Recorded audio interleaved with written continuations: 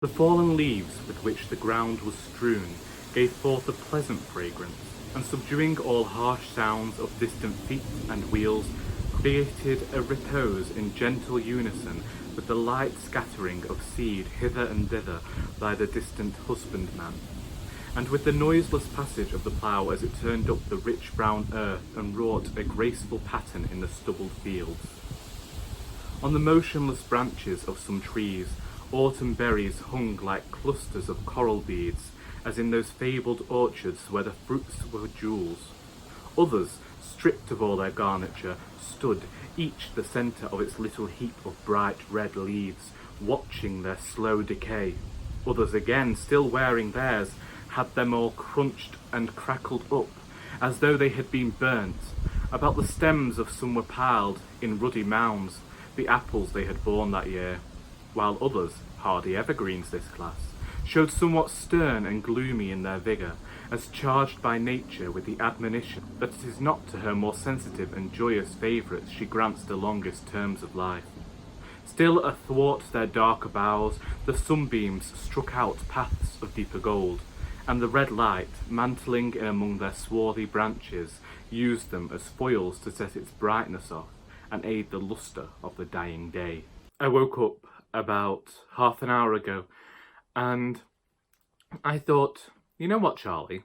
You haven't looked like a fisherman on this channel in a while. Anyway, hi everyone, my name is Charlie, and today is the first day of October, which means that it is also the first day of VICTOBER, a read-along hosted by Katie of Books and Things, Kate Howe, Ange of Beyond the Pages, and Lucy of Lucy the Reader.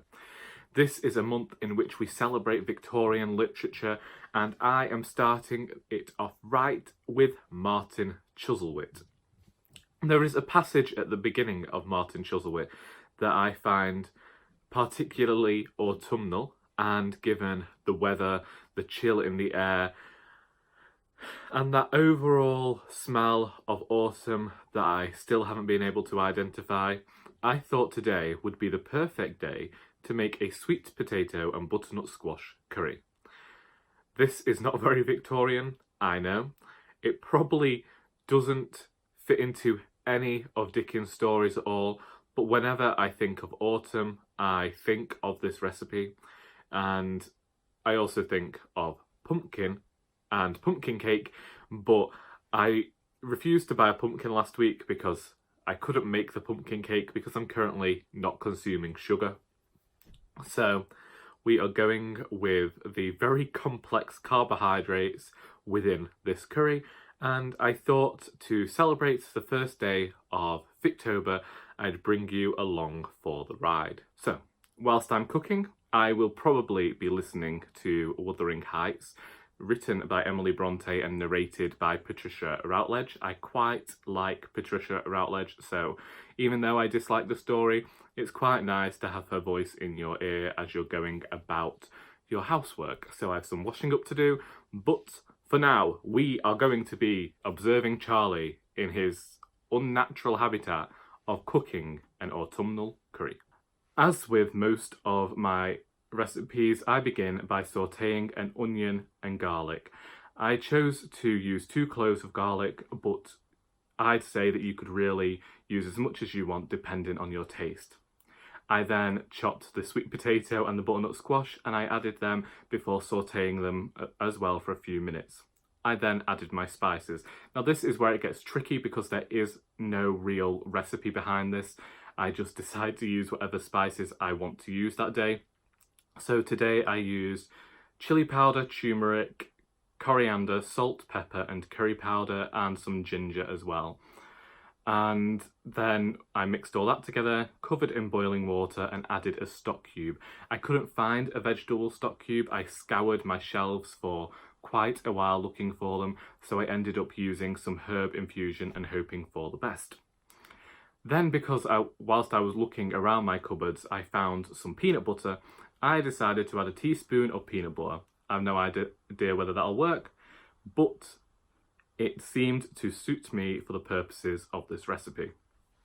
I then leave that on a low heat to simmer until all the vegetables in there have gone soft, and everything has properly infused together. I'm only up to chapter 3 in Martin Chuzzlewit at the moment, but I'm finding again that I'm beginning to maybe understand Dickens more. Previously, I might have found him a bit inaccessible or difficult to get into, but with starting Martin Chuzzlewit, the same thing happened with Bleak House. I just found it a bit easier to understand the tone. I don't know whether it's also because these are books that I really want to read at the moment, and thus I'm finding it easier because I'm in the mood for these books. I can't explain it, but when I read the previous passage from Martin Chuzzlewit for the first time, it really did evoke the spirit of autumn and the dying day as this year dwindles and we reach back end. I feel quite thrilled to be reading this at the moment. I don't know much about it besides the fact that apparently the character is going to be sent off to America because Dickens didn't like the fact that the sales weren't as good as his previous books had been, therefore he decided to change the plot partway through. But on the back it says that this is Dickens' funniest novel, and I've definitely been seeing that so far with the character of Pecksniff. I don't know what this book's about. I don't know whether the characters that I've been introduced to are villains, although they do seem to have villainous tendencies so far. Maybe I should talk about my listening of Wuthering Heights. I've only listened to 47 minutes of Wuthering Heights so far. That brings me into chapter 3 of that book. We're just hearing Catherine's diaries of how Heathcliff was treated by their brother. I still know that I don't particularly care for this book. However, this is the 5th time I've revisited it in 10 years now, so I feel as though that means there is something in there that, although I don't necessarily, well, I know that I don't like the book, maybe I'm appreciating it. It makes no sense to me. I go into this book hoping that I'm going to like it more than the last time, and all that happens is that I know the story, but I feel as though the book just feels dreary to me, and that's not a problem, I know, but currently I still haven't reached any point of thinking, yeah, this is it. This is the time where I get this book and I understand what everybody else likes about it. The curry is currently in the pot and it's going to be on the stove for another 20 minutes simmering, then I'll check on it. And it's really one of those things that if I had the time, I'd slow cook it all. I don't have a slow cooker, but in that pan, I've been known to slow cook things before. You know, chilies work really well in that pan on a low heat. Quite like cooking things at a low heat. It doesn't terrify me as much. I've realised most people, when they cook something on camera, then go on to show themselves eating it. Now, I wasn't really that comfortable with chopping vegetables on camera, as we've seen. I changed my shirt because I didn't want to get this jumper messy. But, you know, there's the whole size issue there. There's the whole issue of I just don't like eating in public. So eating in front of 450 people on the internet isn't going to happen. And I know for a fact that my family definitely won't taste this on camera. So you're just going to have to take my word for it that the recipe actually works. My lack of a sense of smell has led to me putting too many herbs and spices for flavour in my dishes. So now I have to get my brother, ask him. But obviously he's not here, I'm on my own at the moment. And also, he's the only one who will eat this. Well, him, my mother, my sister might try it. But if I even got him on camera, I know that the only thing he would say, should the curry be any good, is, not bad, that isn't. Well, it won't kill you. That sort of thing. So that's really not the most supportive thing that you want to see on the internet. Anyway, I might show you the finished product in a bit. I don't know. Can I be bothered? We'll see. In my TBR for VICTOBER, I forgot to mention The Black Spider by Jeremias Gotthelf. I got this book out of the library when I discovered that it came out in 1842, and I believe that, I can't remember when A Christmas Carol came out, but it was around the same time as Martin Chuzzlewit, and I thought that I'd be able to sneak this in case that book was too long, and that I didn't get to it because it's relatively short. However, it is translated from the German, and I don't know how we feel about translated works of fiction for VICTOBER. Therefore, I'm still planning on reading this book at some point, for it is only about 100 pages. Someone in this village fails to live up to their pact with the devil, and as such their village is plagued with spiders. I thought it might be mildly horror fiction as well, and so it might lead us into Halloween and that sort of time of year. I don't know whether it'll scare me, because we know that Stephen King hasn't scared me so far yet this year. I'd quite like to read some Stephen King this month, but am I going to find time amongst all the great Victorian works that I have to read? As I believed none of my family would appear on camera, however, when my sister arrived home, she did give the curry a taste, and she gave the comment, "That's nice, it's nice." When asked whether she would appear on camera and say that, she shook her head, said no.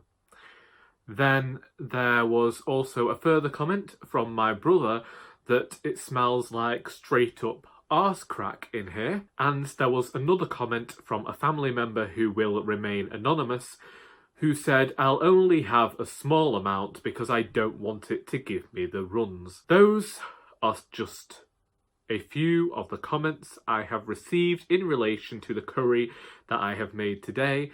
Granted, my mother has yet to return home and taste it, nor has she given, which means she hasn't given any comments on it, although when I did send her a text telling her that the curry was made, she did text back, "Yum." Should she arrive back and agree to be on camera before I upload this video, we might finally actually get some proper idea of what Charlie's cooking produces. So, further to my listening this morning, I actually continued to listen to Wuthering Heights. I have listened to an hour today, and I think that's how I will continue. I have about 5 hours worth of listening to do with that book, so that should take me to the weekend. I am strangely appreciative of the storytelling within this book because of the way you have the first person narrator of Lockwood. I'm really sorry, I can't remember anybody's names in this book. They always slip my mind.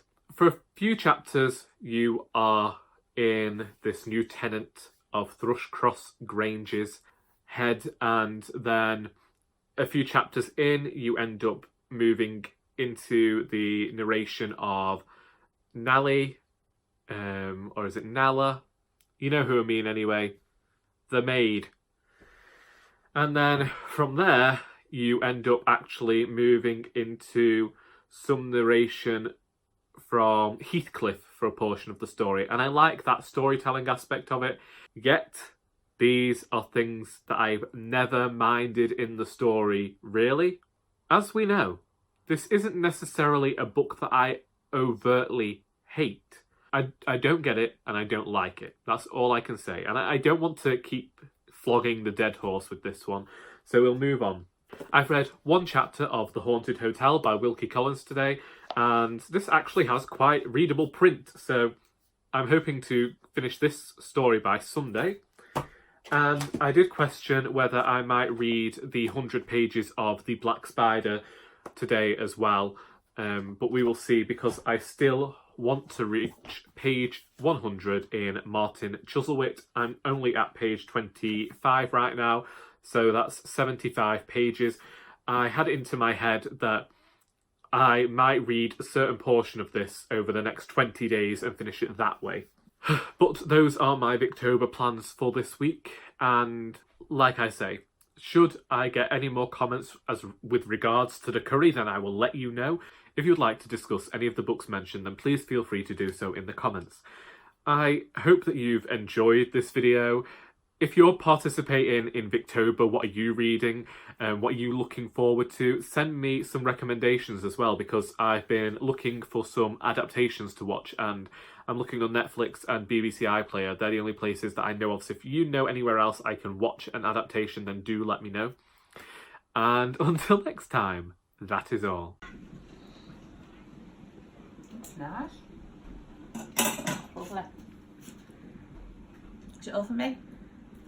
Sure. Thank you.